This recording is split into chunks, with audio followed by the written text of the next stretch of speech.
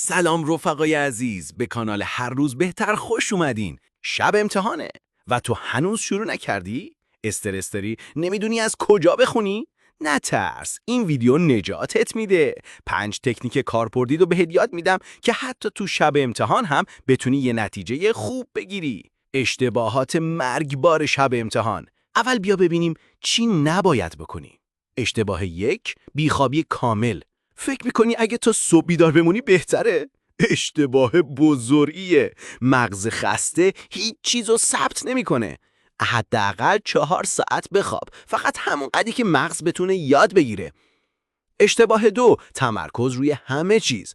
نخوای کل کتابو بخونی، فقط بخش‌های مهم و پرتکرار رو بخون. تکنیک های نجات واقعی. تکنیک 1، مطالعه فعال. با صدای بلند بخون، خلاصه بنویس، با خودت حرف بزن. مغز عاشق فعالیت واقعی است. تکنیک 2، قانون 80-20. فقط اون 20% رو بخون که 80% نمره ازش میاد. مثلا فصل‌های تکراری در امتحانات قبلی. تکنیک 3، تکنیک فاینمن. چیزی رو کامل فهمیدی اگه بتونی برای یک کودک ساده توضیحش بدی.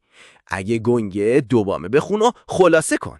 تکنیک 4، تایم باکس 25 دقیقه‌ای. 25 دقیقه بخون، 5 دقیقه استراحت. با این روش مغز خسته نمیشه و تمرکز میمونه.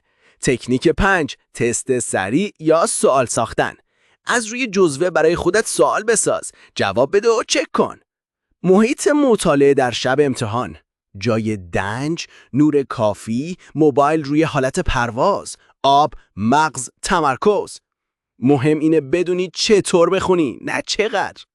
تو هم میتونی شب امتحان رو مدیریت کنی. پایین تو کامنت ها بنویس که معمولاً چطور برای امتحان میخونی. اگه مفید بود حتما لایک کن و کانال هر روز بهتر رو دنبال کن برای نکته های بیشتر.